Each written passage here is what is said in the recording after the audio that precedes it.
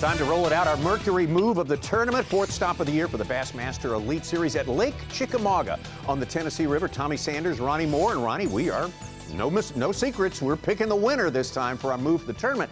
Jason Christie won the tournament, of course, and made plenty of perfect moves in order to win that tournament. But his trajectory, his moves coming into this thing, is one of the most incredible roller coaster rides of all time. At the top of the roller coaster, wins the Classic, goes down to Santee Cooper Lakes. Next of it, can't get anything done there, and then right back up to the top again. Yeah, we not only picked him because of that roller coaster of momentum for 2022 season, but also in this event, we normally try to highlight someone other than the winner to show some love to other participants who really did well this week. But moving from 26th place on day one and ending up in the top spot, the biggest margin from day one to day four we've seen all season long, we had to highlight Jason Christie. So yes, Tommy, he is the Mercury Move of the tournament. Well, let's take a look at what happened with Jason Christie during the course of this tournament. Not an auspicious start, 16 pounds, solid start, but not in the top 10. Yeah, 26th place for 16 pounds. You think April at Lake Chickamauga, it's a big bass factory and it's a great time of year. But Tommy, every single time we get to a good window on a good body of water, there's always a tough 3 or 4 day span,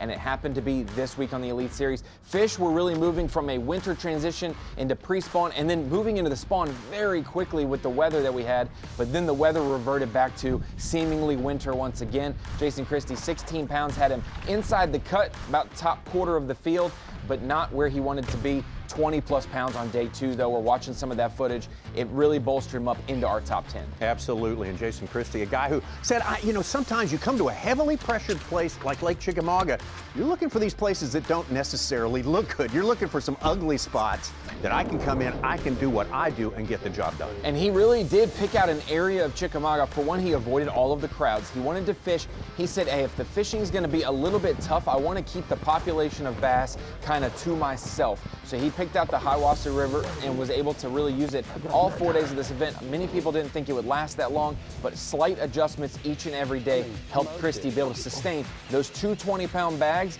anchoring day 2 and day 3 of his event, really carried him a long way. And then we get to the end of the day on day number 3, still not locked into the top tier of the top 10 yet.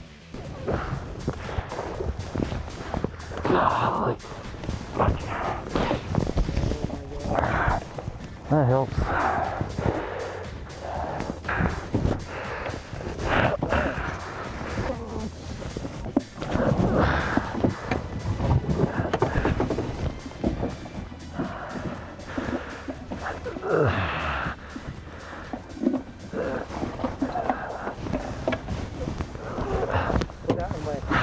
Six.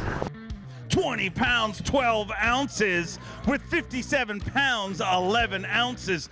Tommy, you're exactly right. That last second 6-pounder. Did you see that Cole? That Cole of throwing back a pound and a half fish for a 6-pounder jumped him up with 20 pounds, 12 ounces. Went from 26th to 7th into 3rd place going into the final day. A little bit of fog on the final day sort of set the tone. Jason Christie says, look, I'm getting older now. I don't want to mess with fog, lightning, anything like that. He was going to where he was going, and he saw a boat wake come out of nowhere. He said, okay, I'm shutting her down. I'm going to fish right here. Yeah, and he actually had a little bit of history in this region and said, hey, I'm just going to fish for 30 minutes, let the fog dissipate, and then I'll get back to my game plan. And he really learned a lot. Throughout the week, he relied on a big spinner bait. We had windier, cloudier conditions, dirtier water, but he said on that final day, it was slick calm. It got sunny very quickly after the fog, and the water started to clear up, and that meant fish started acting differently. They kind of suspended off of cover, and he got a lot of his bites halfway back to the boat. A key adjustment for him to have the biggest bag of the final day and claim the Elite Series victory.